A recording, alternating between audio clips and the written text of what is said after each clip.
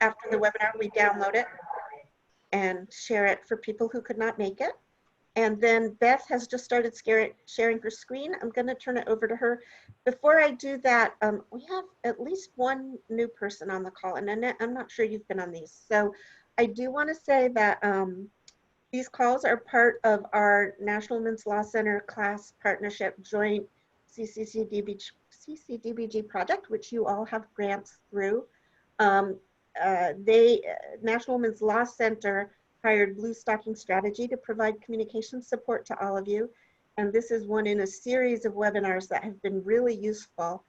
If you haven't seen the others, you can either go to the PAC YouTube site, they're all there, Partnership for America Children YouTube, or if you can't see them there, email Jasmine, jjones@foramericaschildren.org, and she'll send you a list of links to them. They've been really good, and I encourage you to go and use them. Or if you were on them and want to, refresh your memory of them, do that. So with that, Beth, I'm going to turn it over to you. So today we can talk about story writing. Great. So we've had a couple of opportunities to speak with each other and hear from one another about stories in general, as a really powerful tool in your advocacy efforts.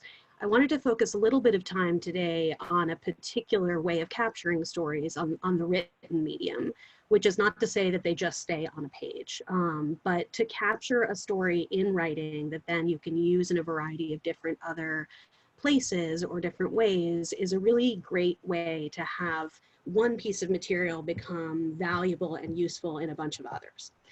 Now, I know everyone on this phone is an incredibly seasoned advocate. Many of you are fantastic writers. Some of you feel a little more rusty probably with writing. And all of us, I think, in the world of advocacy and social justice, et cetera, we don't get the same kind of practice we did maybe back when we were in high school or college to really push ourselves to write in a really emotionally engaging way. I think, increasingly over time, we learn to write in professional ways. We learn to write ways that can actually feel a little distancing. And so we're going to talk a little bit about pulling some of that back and going back to whenever the last time you had to write something creatively, and to thinking about what are some of the tips and tricks and reasons why you want to, tap into that more accessible, so I sometimes use the word plain language, but emotionally engaging kind of writing. So I trained my undergraduate degree was in creative writing. I trained as a writer. I still do writing coaching for nonprofits and foundations. And there's just a mini section in here where I'm gonna go over just some basics on writing skills, but we'll talk about that in the context of stories. So by the end of our session today, we're going to have refreshed everyone on the core components of an effective story, writing tips for clarity and engagement, and finally ideas for using written stories in your campaign. So what do great stories do? What I think, we've talked a lot about these different ideas of the power of stories, but there's some specific ways that I think written stories can really reach your audience. One of them is in kind of capturing listeners' hearts and minds and allowing people to see themselves or someone they know in the story. So this is a video clip that comes from the Bedsider campaign. That's the national campaign to prevent teenage and unwanted pregnancy, I think.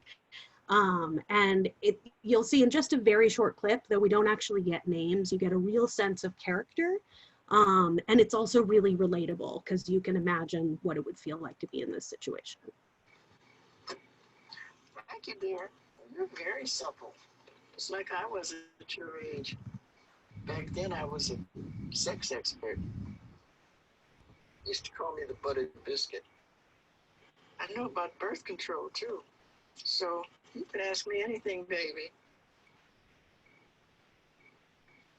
Bedsider.org has birth control information and a lot more. And it's... Have you had sex in this car yet? So I love so many of their different campaigns, but what I like about this one is not only that it's relatable, but it uses humor, which is another thing I'm going to encourage you guys to think about sometimes.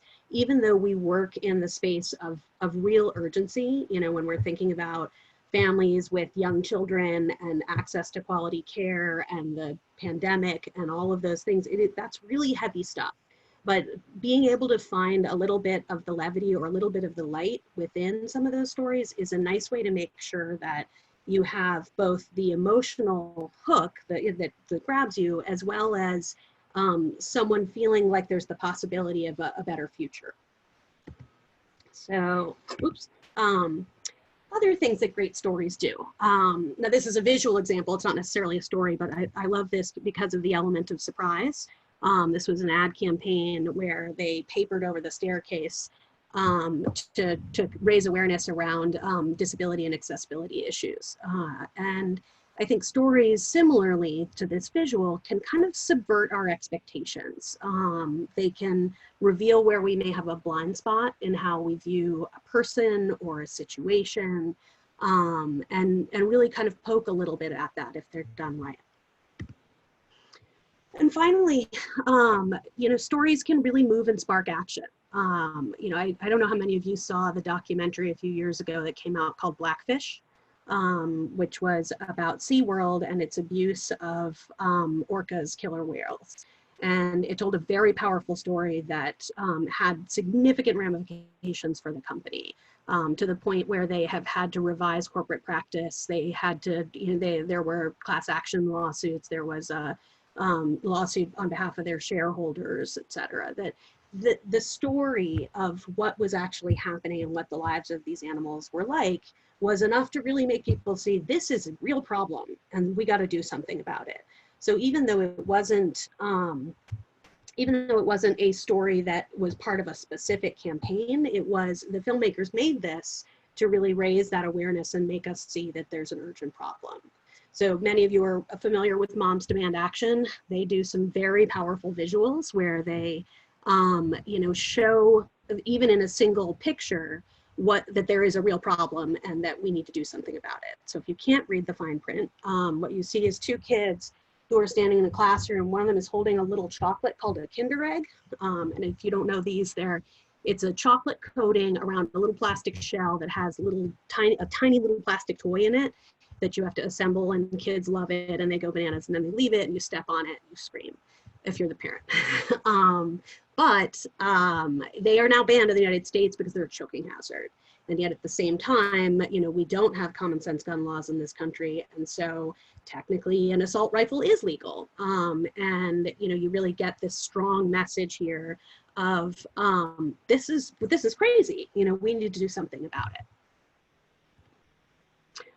And finally, you know, I want to use an example that does commit one sin of storytelling that I'm going to tell you later, which is making the main character, the organization is making it, that's the protagonist or main character.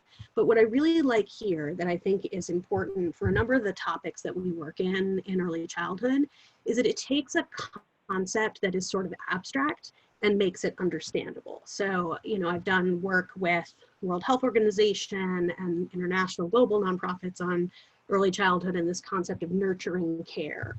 Or if we're talking about structural racism, or, you know, what does equity really look like? Some of those concepts can feel very lofty, and using a narrative, which is what I think this does well, it uses a narrative about the campaign, in fact, that helps you see, oh, that's what it means, in a really kind of fun, engaging way. So another movie for you.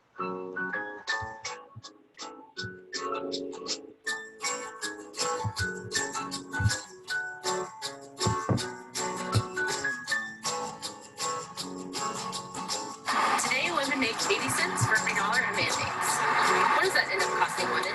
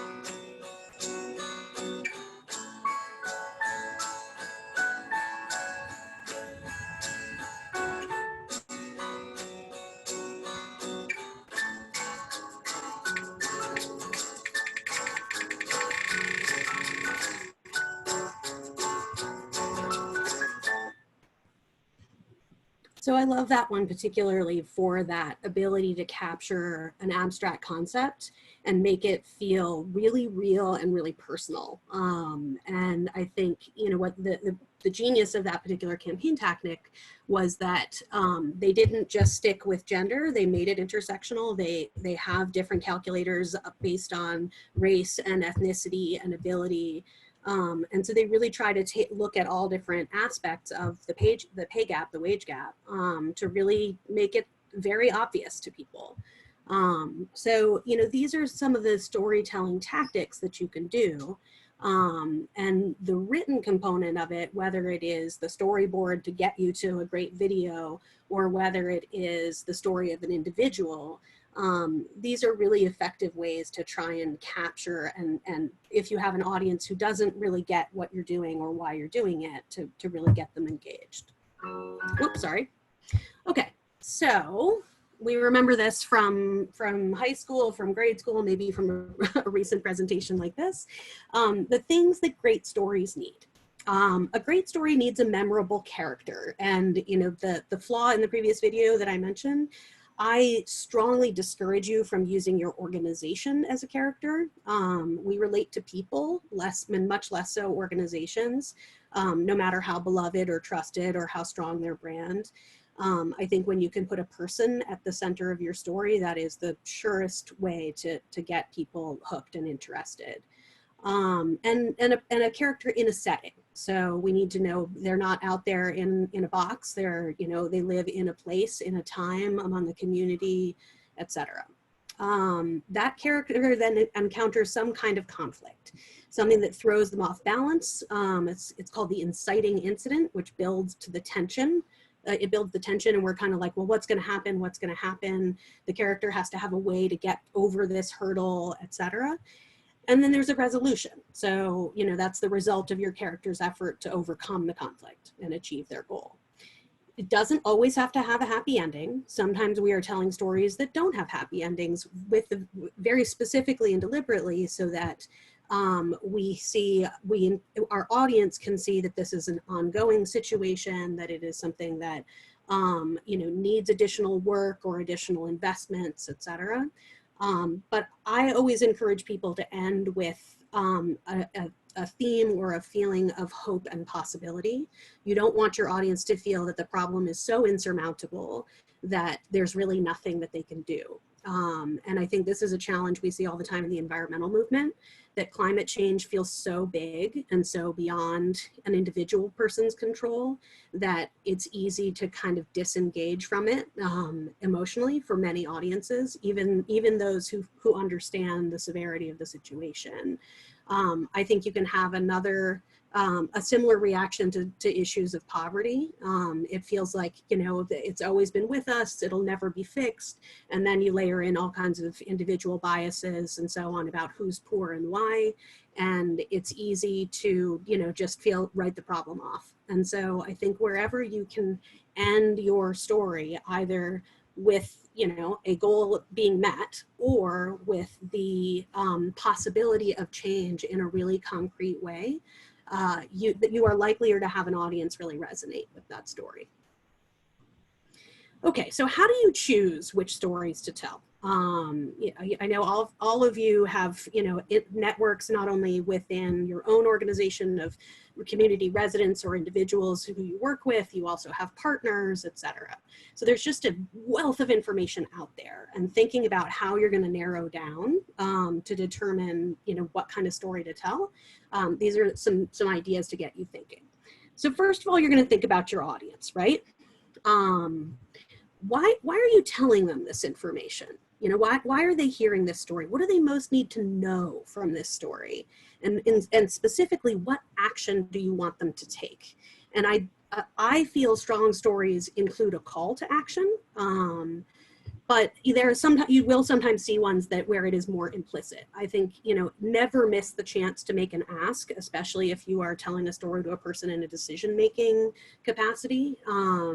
Because if you don't tell them what they can do to make something better or to make change, then they may not know, and they may think, well, yeah, I really support that group, you know, that was a great story, and then just do nothing else from there. and they can feel like they're your ally without having actually done anything to advance your agenda. So then you've thought about your audience. Okay, so maybe we're going to tell a story to a policymaker who, I mean, are there any moderates left? No, not really. But maybe we're telling a story to a policymaker who does not really understand what quality means in childcare and why it matters.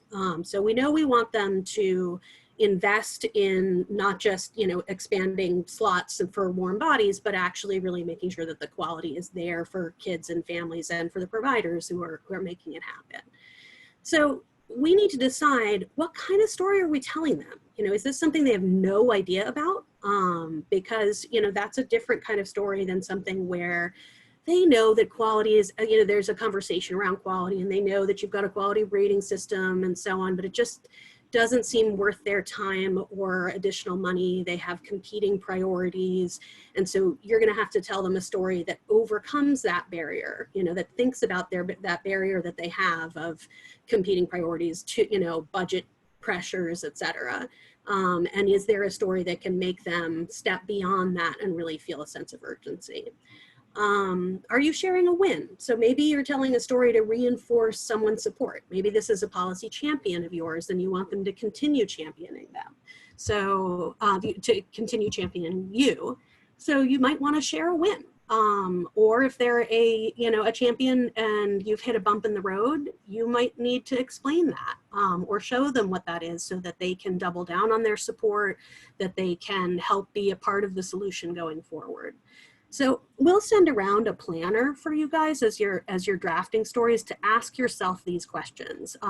Eventually it becomes sort of second nature and you don't have to map each of these things out. But, you know, while you're still getting started, or if you still need to be getting started, or even if you are well on your way and you just want a little extra perspective, it can be helpful to kind of think through these questions as you're deciding on the story content, okay? So you're going to be thinking about your audience. Now you've figured out where they're at on the, you know, what stage of readiness they have. Are you telling them something new? Are you reinforcing, et cetera? You're going to think about the things that they care about explicitly and the things that they care about implicitly. Because a story, the power of stories is that they work on both. Because they work on feelings, they can not only reach what our higher angels are, what we say matters to us, but if they're done right, they can get us past our barriers, which are the kind of implicit things we care about, but we might not want to say out loud. So, you know, most policymakers will say, I believe in families and kids, and, you know, who's going to say no to this adorable chubby baby? Like, I mean, he couldn't be cuter, right? And they care about the government, and they care about the country or their district or their community, et cetera. So like, that's the baseline. We're going to tap into that initially, and we're going to all know, yes, that's where you are. But we also know they care about these things. They care about getting reelected. They care about either the budget or budget implications or fundraising for themselves, you know, dollars and cents kind of stuff. And so however you can subtly reinforce in your story that it's going to be to their advantage. They have a personal stake in taking some kind of action in relation to this story. So, you know, you're not going to say it out loud, but you might want, you'll use a story to let them see that if they do something to fix the problem, to address the challenge, et cetera, that is going to be to the greater good for them. And, you know, that does tap into that inherent selfishness that I think, you know, kind of all of us have, honestly, right? The same thing applies if you were raising money. You know, if you're coming to me and you want me to donate to a fund or to your cause, absolutely, I care about kids and babies, and absolutely I care about, you know, making a more just and equitable society.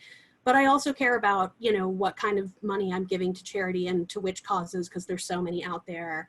And so, you know, to part me from my dollars, you also have to make me feel good about why giving to you is going to be the best choice, or it's going to really produce an impact. All right, so also this and this. Okay, so where do you start? You've identified your target audience. You know why you're telling them this. You've decided on the kind of story you want to tell.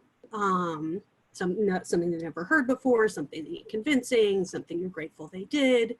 And you need to determine what kind of story will move them to act. Okay? Step 1, research. So if you are telling a story for, I always advise you when you are crafting a story to be crafting a story for a specific audience. Now, sometimes you will have a story that works for more than one audiences, but last time when we talked about story banking, the way you'll organize some of this material, we really encourage you to be thinking about, stories as they work for different people and different groups and different outlooks and values, etc. So really doing a little homework. If I'm going to take a story, take someone in to tell a story, if I'm going to give testimony before a certain committee, I'm going to do a little research and figure out, what are some of their core concerns? And there are lots of ways you can do this. Finding out that, when you go to the bio page of one of your elected officials and you find out that maybe they have a nurse in their family background, or, they were a teacher, or a loved one was a teacher, or they have a bunch of kids, whatever it is, finding some intersection with them can be a good way to help you narrow down the material and think about how you can establish some common ground. Even when it's somebody who you might not otherwise think you have a lot of common ground, right? Okay, so then you're going to create an outline, and this is where the writing part comes in. You remember creating outlines in school, your 5-paragraph essay. You don't have to do something quite like that here. But there's different ways to organize a story. Often these are I should say as an aside, these are very cultural. So I don't want to, this is a Western bias. I've lived in Southeast Asia. I have worked in other cultures, and other cultures have different schema for telling and organizing stories. So I don't want to be doctrinaire about it. If there's a way that you feel like is particularly representative or evocative for the community you're trying to reach, that, and you should look into it, and that can be part of your research process, or you already know it because you're part of that community and use that. These are ones that, in a sort of Western context, they work well. So, a chronological story, first this happened, then that, then, the next, and finally, or an inverse chronology where we say, we start out with what the end result was and we go backwards and see, what happened. The inverted triangle where we hear about like the emblematic success or, what the outcome was at the top, and then we kind of go backwards through it. So it's sort of like an inverse chronology. Or a problem solution, going, all right, here, there was this challenge, they solved it, that meant this challenge, they solved that one, and finally, X happened, right? Okay, so now you're gonna get writing. I'm gonna give you some big picture tips about story writing, and then I will pause for a minute, just in case there's questions on this stuff, and we'll do a little bit of nitty-gritty writing stuff. Which I can't help but do, having been a writing instructor for 25 years. So top tips, brevity. A great story should be as few as 6 words and no longer than 2 minutes, or your people's eyes are going to glaze over.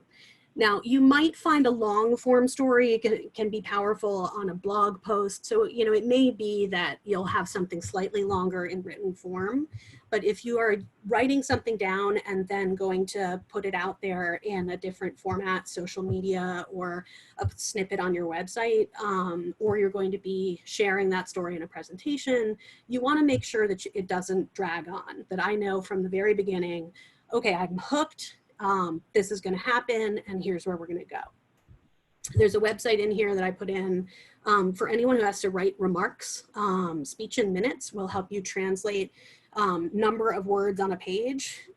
Fast speaking, slow speaking, or average speaking pace will result in X number of minutes. It's super helpful if you are writing testimony and you have 5 minutes, or you have, you're giving a talk to someone and you've got 15 minutes, etc. It'll really help you kind of cheat that way. You can tell a story in 6 words. This is often an exercise that's based on a Hemingway story. So it can be kind of a fun way to push yourself toward brevity. Hemingway wrote a story that said, baby shoes for sale, never used. It's 6 words. And if you think about those 6 words, there's a whole story within them. There's an incredible economy of feeling that you can get from that without there being a lot of words. And I think as adults, as adult writers, we are inclined to clutter up our page with lots of words. And the true test of writing is whether you can be economical, whether you can choose detail and the right amount of detail to really get something across without it being kind of all gobbled up with excess. So that's where the question of details comes in. I want to see the people you're talking about. I want to be able to envision them. You don't need a ton of detail, but it could be anything from their age, some aspect of their appearance. It doesn't have to indicate race or ethnicity. It doesn't have to be specific about gender if that's not something the person the story is about actually wants to be part of the story. But just something so I can imagine a person. And, you know, I can imagine them in a place that's going to help me relate to their character. It's going to make me care about them, even if it's somebody that I don't fully relate to. You're going to want to hook someone up front. That very first, first 10 seconds is your prime real estate. People will tune out fast. And, if I have a clear image of a person right in my head from the very beginning, I tend to want to hear more about what's going to happen to them. And then finally showing impact. What was it that made the difference? We talk sometimes about, the element of change, the secret sauce happening in a sealed box. And I don't know what it was. This person had a conflict, we worked with them, everything was better. Well, what did you do? What did that person experience? How did it happen? What does that difference mean for your character going forward? So I really encourage you, there is a lot of magic in the work of advocates and what you do, and don't gloss over it. You don't want to get bogged down in process, of a letter writing campaign and et cetera, like all the nitty gritty, but just the right element of process so that we know it was your secret sauce, it was your magic that you were able to provide to this person, or that you worked in partnership with this person so that they could realize their goal. Okay, so a couple pitfalls to avoid. And that is, we talked a little bit about this last time, the composite character, forgetting to center a real person's experience. We can all see through bogus stuff. We see so much advertising and so much, created, sponsored content that, I think we all have a pretty good BS meter these days. So, really making sure that this is a real person that shines through. Now, I know, and we talked a little bit about this last time, some of the people that you work with have really complicated stories. And sometimes you are in a position where you need to tell a story to someone who will not be sympathetic to that complexity, who's not broad-minded enough to understand how people make certain choices, or why systems and structures in our society curtail the kinds of choices that people can make. And so, that's a different situation. That may require some thinking about, are there other stories, are there other voices we could bring in? If we don't have time just to focus on shifting this person's attitude, are there other aspects of the story that we could bring in that would be compelling to them? So that's going back to that, thinking about the audience. I just mentioned change in a sealed box. We want to know what the secret sauce is, at least an element of it. And all gloom and no hope. That is a really hard one right now, I'm finding. And I know that advocates everywhere are so tired because it's hard. There is so much bad news out there right now. And it feels like a daily fresh smack in the face every time I open the paper. But, I think speaking to the human powers of resilience where that's possible, of those common elements of the human condition, particularly in this field, love for our children, desire for a better life. Those are things that all of us can kind of get our heads around. And so, making sure that there is that element of hope, even if it has to be kind of hope deferred for a little while. But if I feel like there's just no possibility, then I'm going to probably be paralyzed and not inclined to do more. Okay. I want to pause here for just a minute, and before I give you a few quick writing tips. If there are, I'm not able to see the chat box yet. I don't know if there are any questions. Yes, there are two, and I wanted to add a comment before I give them. Yeah. Your comment about the need for hope reminds me of the research that Spitfire Strategies did, which showed us that you don't have to be able to convince people that your solution will cure the problem, only that it will contribute to making it better. Yeah. So don't feel like you have to say this will fix it, but say if we do X, it will help. That's enough to engage people and activate them. The research, I think, is called activation point. So I just kind of wanted to lift that up, because so often as advocates, we feel like we need to say this will solve everything, and it won't. And we know that, but that doesn't mean it won't make it better. Yes. We have two questions from Didit, and I'm going to give you the first one, and then for the second one, I'm actually going to ask him to unmute and clarify it a bit. The first question is, what is your general guidance on how many characters can be safely used in one piece, which he defines as 2 pages single space? So how many people's, I think it would be separate stories is what he means, but certainly different people. Well, I think, if you're telling the story of a family, or of let's say a mom and a kid, or a mom and a couple of kids, that certainly makes sense. I have a story that I did some story writing for the Robert Wood Johnson Foundation when they rolled out the concept of a culture of health, which again was one of these super smooshy, abstract things, and they couldn't figure out how to explain it, and they didn't want to give people a definition. And so they commissioned writers to write them a series of emblematic stories that would kind of show, not tell. And I wrote a story about the renovation of a hotel in Boyle Heights in Los Angeles. And in that story, we have the group who renovated the hotel. There's a cameo appearance when there's a community meeting from the granddaughter of the original builders of the hotel. And then at the very end, we meet a family who actually is able to get an affordable apartment in that hotel. And we learn that it's a mom and her 3 kids, and they had been sleeping in garages. And this is the first time they've had an apartment where they can sleep all together. And you really see this transformation. It is about a community. It's about the work that this organization put in to give people a home and access. And it's also about kind of the end result for this family. So it's not that there's a specific number per se, but I think you don't want people to get lost between, like, wait, who's Jim again? You want to have kind of clear roles for whether if it's a group of stories, if it's or if it's a group of individuals, or if it's one individual. I need to know. I need to not forget who is doing what and why. Does that make sense? Didit? Yeah, Didit is nodding. Yes. Yes.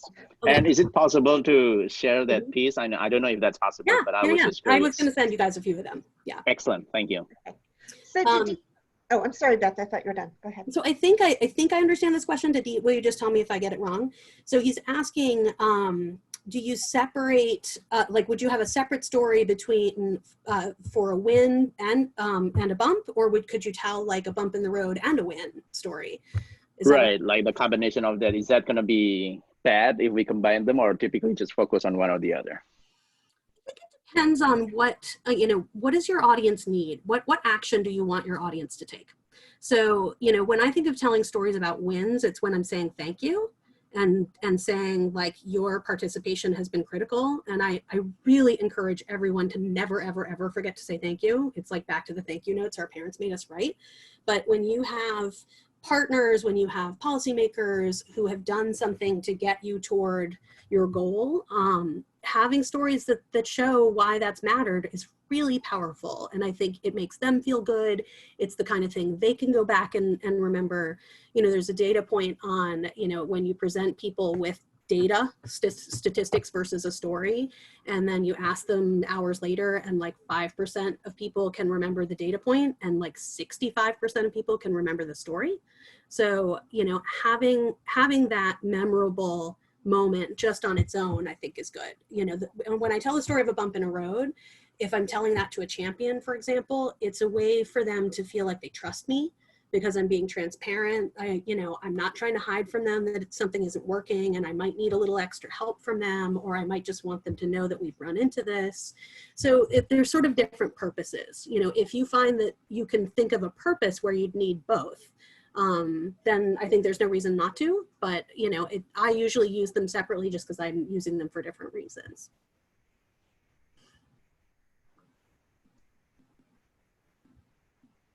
Do we have any other questions for Beth before we move on to the next section of the webinar? Okay, here we go. Okay, I'm gonna close these. There we go.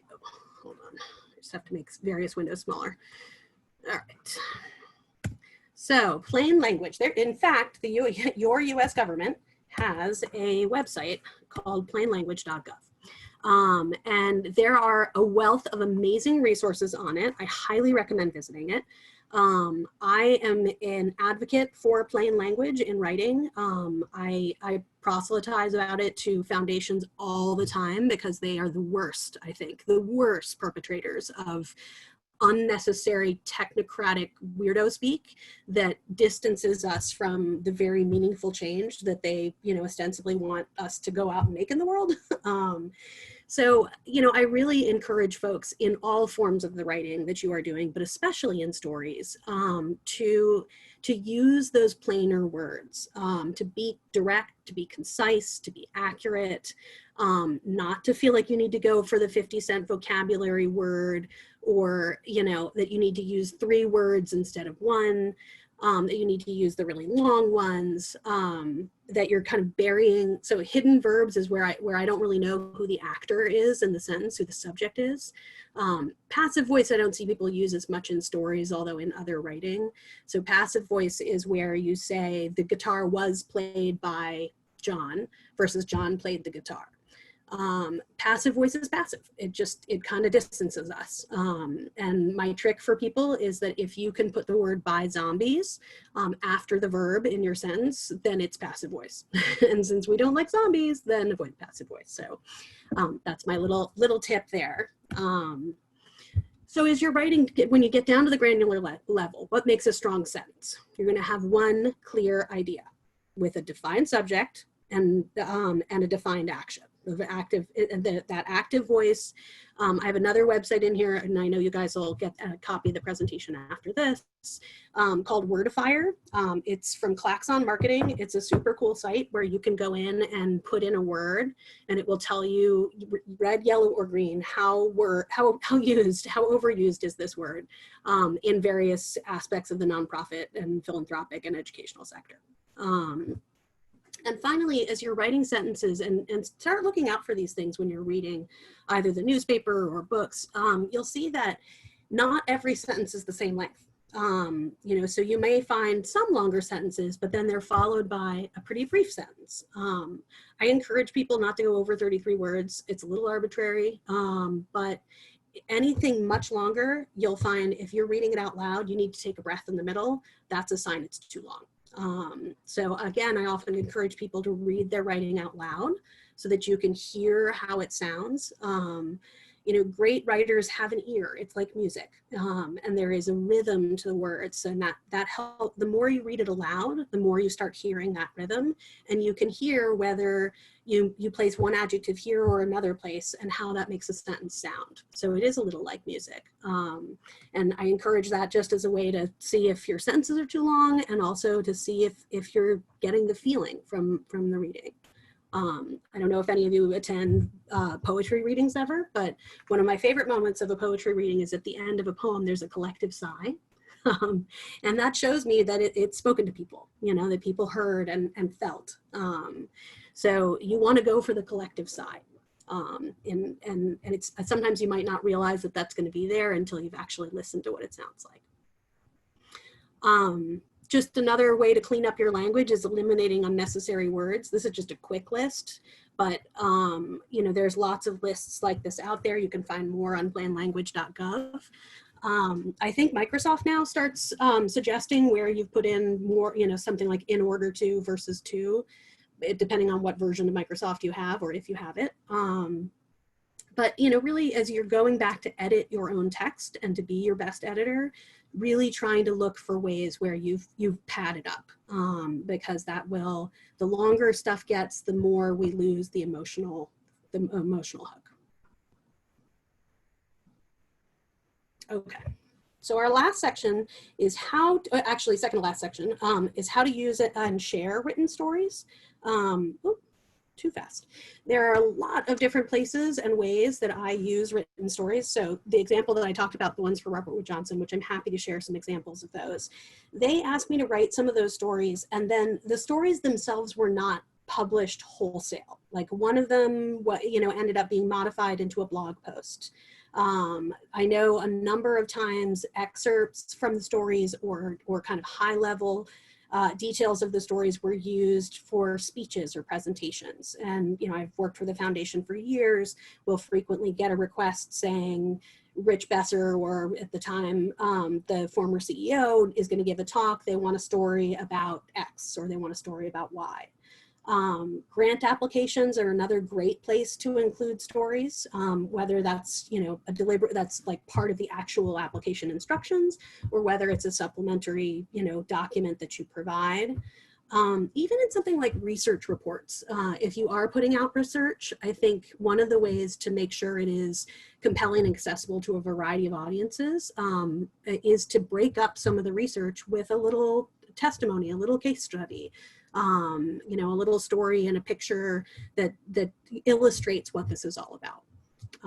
Earned media is another great place where you'll find that, you know, if you have a nice story written out, you might easily be able to translate it. It might be the introductory hook. It might be the example that, you know, comes after the introductory hook. It might be, you know, something that you use at the beginning, and then in your conclusion where you tell the end of the story, you kind of break it up so people want to read the whole thing. So, you know, just a bunch of different ways. Social media posts, I think we've talked about, you know, end up being much briefer, where you have a picture and a sentence, but it doesn't mean that it doesn't mean that having the longer story isn't important, because you can do that trick where you have a blog post that, you know, is hooked to a social media post that is hooked to something that's on your website, and you have different lengths of stories in different places. Okay. So I want to leave you with this, which is, I think, the most important way to build your storytelling capacity as an organization, with your team, as individuals, and that is to create a culture of storytelling within your organization. So there's a few steps that I recommend, and it may feel a little forced at first, but the more this happens, the more you'll find that it can actually be something that's really bonding and fun. Lisa and I actually both came out of Spitfire Strategies, and this, you know, every staff meeting, we would usually start with some kind of hook, and ask people to go around and tell something quick. So these it doesn't have to be hours worth, but it really helps cultivate each individual's storytelling skills, and it helps make sure that you as an organization are always on the lookout for good story material. So some of the top 4 steps, you know, that it's getting buy-in. If you have, you know, a really data heavy, wonky research type of organization who just is uncomfortable with stories and feels like, well, that's not really what we do, spending some time to make sure people understand and know what stories can do. And, you know, we're happy to help if folks have questions on resources for that. You know, I can even give you some data and research on, you know, why stories matter and how they influence people's brains, and where they reach us, and how they move us. And, you know, again, this may be uncomfortable for some people, but really asking everyone to become a storyteller. You know, going around in meetings and telling a story. You will find that some people are more natural than others, but then those people can be your coaches. They can be your support system to help draw stories out for other people, or to help offer more insights into how, you know, what makes for a great story. Using stories everywhere. You know, the more I see a cause, campaign, project, nonprofit really have incorporated real people, the more I feel like they are actually connected and listening, and they're walking the talk of true engagement with a community. They are closer to the principles of equity, where they really are surfacing other people's voices and letting those be front and center. So, you know, finding ways where you are featuring the voices, experiences, and faces of clients you work with or partners you work with. There's just tons of different ways that you reach out into the world. And, you know, I love when I see stories be a part of that. And then, you know, if you want to really make a concerted effort, maybe hosting a storytelling workshop within your organization, either bringing in someone outside or just, you know, coming up with some exercises that you can find via Professor Google. There are lots of them out there. You know, treating it a little bit like a creative writing class. So as a former creative writing major, we each bring our piece to class. Everybody's had to read the other ones beforehand. And then workshopping, you know, talking to each other, what works, what doesn't, you know, how does this make you feel? What kind of audience would this be effective for? What kind of audience would this not be effective for? So really, you know, kind of getting people thinking in that story mindedness and practicing and owning it, I think can be a really powerful way to start making your organization's culture reflect storytelling and its value. So I'm going to stop there. But I would love to hear any other thoughts, questions, and certainly I know many of you are seasoned storytellers. So experiences, pitfalls you've had, or lessons you could share with the group, I think would be awesome. So while people are putting their questions or ideas in the chat, or if you want to, feel free to unmute yourself. We're a small group. We don't need to go through the chat. I'm going to ask you a question, Beth, about protecting the person the story's about. Mm-hmm. Keeping in mind that our members are all over the country, many of them in communities that think that challenges are failures of personal responsibility, mm-hmm. and they tend to go after the person who is at the heart of the story. What is your advice for how to pick a person whose story you're going to tell, mm-hmm. how to tell their story, how to prepare them for potential attacks? Do you have any advice around mm-hmm. that? Yeah. So, you know, we've talked a little bit about this in the first session on ethical storytelling. You know, I think the more you can sit down with someone and get their informed consent, and I'm happy to send out again the kind of long informed consent form that we use, or that I often use in story collecting efforts, that really is a conversation with someone to have them think critically. And this is especially important, I find, when I'm working with youth or younger people who may not have quite the same vision of how permanent stuff is out there these days, to really kind of help someone understand how their story might be used, where it might be used, or if they are coming to tell their story, the onus is on you or on me as the, you know, person who's asking them to tell it, to make sure they are safe. You know, first, do no harm. If someone has a story that is going to open them up to personal criticism, that's not my job to do to someone. And I need to be very thoughtful about the person that, you know, the group or the audience that I'm asking someone to share their story with. So that's where that research goes in. It's where that vetting goes in up front of thinking about, all right, who's going to be in the room? What kind of questions might they have? What kind of biases might they be bringing in? And in some cases, you might have somebody who is really strong and doesn't care if they're going to get blowback. And I have worked with people like that who have very difficult personal backgrounds, you know, from people who use drugs to people who've been incarcerated, et cetera. Sometimes it has been for that person part of their own harm reduction to develop a pretty thick skin, in which case, awesome.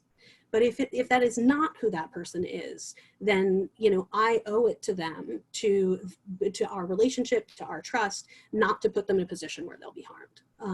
And if it is a potentially hostile audience, or if I'm doing something that could go out all kinds of places that I don't really know, like you know, a media piece, then to really make sure that the storyteller is prepared for potential ramifications, and that I've thought through what type of story I'm going to put in that context. Great, thank you. I will add my own caveat, which is that we often look at the stories through progressive lenses, right? Right. And so I will give you an example of what you want to be careful about. When we did studies of what stories around EITC recipients were going to be most effective, we found that stories about people who used the EITC to go to school actually were counterproductive. Really? Because people felt that only people who were so desperately in need that they couldn't pay bills without it should be getting the EITC. And so someone who had the capacity to work part-time and go to school, they thought didn't need it. Right. And similarly, you would think stories about saving the money would be really persuasive, but they were like, you're taking my money to pay that person and it's not to put food on the table. You know, they don't need it. And those were not good stories. And so the only stories that were really good ones were, you know, people who were working full time and still couldn't pay their bills, or people where one person was working full time and the other was disabled and couldn't work. Like there had to be this big work intake. Really try and look at your story through the other side's eyes and think about where the vulnerabilities might be, because that may make you pick a different story to tell. I 100% agree. You know, and I think in so many of the different causes or issues I've worked for, when you deal with a certain type of decision maker, they have a very distinct idea about the deserving poor and the undeserving poor. And it's very different than mine. But there's really a lack of understanding about systems and structure, and you know, the role that systemic racism or historical oppression or, you know, structural poverty, those sorts of things, that's not a thing for certain people in this country, and they don't get how that can really affect people's choices. And so not everybody can make the same kinds of choices, and most of us make choices based on the choices we have. So, you know, it is very difficult, I think, when you have to take that step to think about, all right, I don't want this person to get attacked. And, you know, just identifying who is going to resonate with that audience. So it can feel a little icky because you kind of have to play into their bias in some cases. But unless your campaign is explicitly about shifting attitudes, if at the end of the day, if you want to get that public investment or you want to get that policy passed, it may be expeditious to help them see what they need to see. Yeah, and I agree with that, although I'll say I think you can use it to shift the dialogue, but even so, it's better to start the story with someone who you might just lose them if they immediately default into, oh, that was their fault, right? So you always want to put it in the policy frame, in the broader frame, but you are going to maybe have more success if you start with someone who doesn't fall somehow into a not really that needy or they failed personal responsibility. But I really do not want to monopolize Beth's time. As fabulous as she is, I'm guessing you guys all have questions for her or want to, I mean, feel free to even say, well, I'm thinking about a story that would do this. What would you think of that? But it's your guys' webinar. What do you need? Beth, I want to thank you for sharing and also for like emphasizing the need to use common language and make it as understandable as possible. That is something that our coalition work struggles with, because people always want to be super technical and jargony to show their expertise. We really fight against it. But I was wondering, we had a couple of folks share their stories, and they were, just very impactful and really spoke to the issues that we were working on. But we've used them a lot. And so I was wondering if there's kind of like a best practice for when to retire sharing a story, because we had used it in like a newsletter, on a social media post, in a letter to lawmakers. And I'm wondering if it's time to retire it. So my flippant answer to that is, if you think it's time to retire it, it's probably time to retire it. Or to add additional stories. I think what you don't want is to find that the same person sees the same story over and over. It's a little different than messaging, because messaging gets more powerful the more that it's kind of consistent and seen in a variety of different places.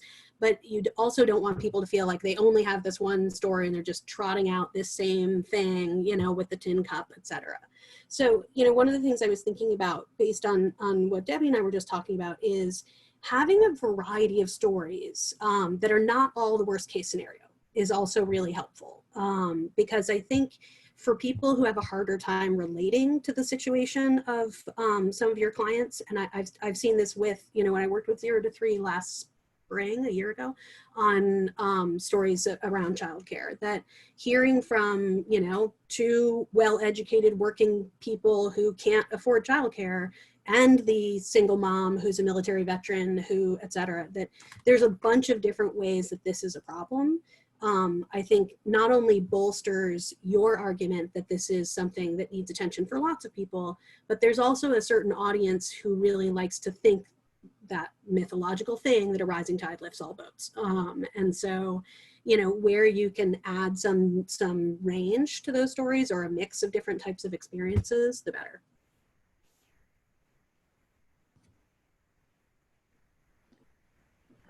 I think we might have time for one more question. Does somebody else have a comment or question? One last thing on retiring a story, and then I hope if anyone else has an additional question. I often, when I have somebody who gives me a story to work with, I ask them about an expiration date. I've mentioned this, I think, before, but folks may not have been on, not everyone here may have been on the line. You know, how long can we tell this story? Are you okay with me telling this in 5 years?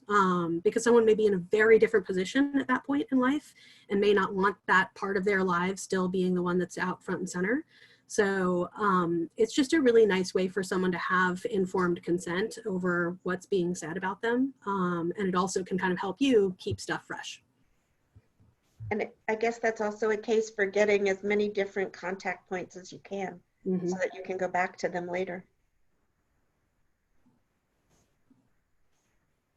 All right.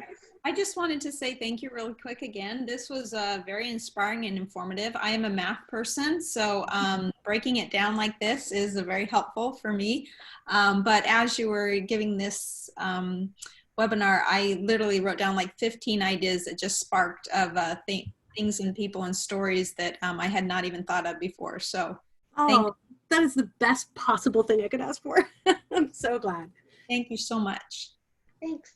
Beth, you'll send me your slides so we can get them out with the recording, right? And the recording will be available to everybody in the next day or so. Yeah. And for those of you who haven't seen the earlier, I'm not sure if we're calling these webinars or trainings or whatever, but the earlier events in the series, I really strongly encourage you to go back and look at them. They've all been very, very good, and they build over time. I think you'll find if you watch the full set that you're getting a rounded set of communication skills.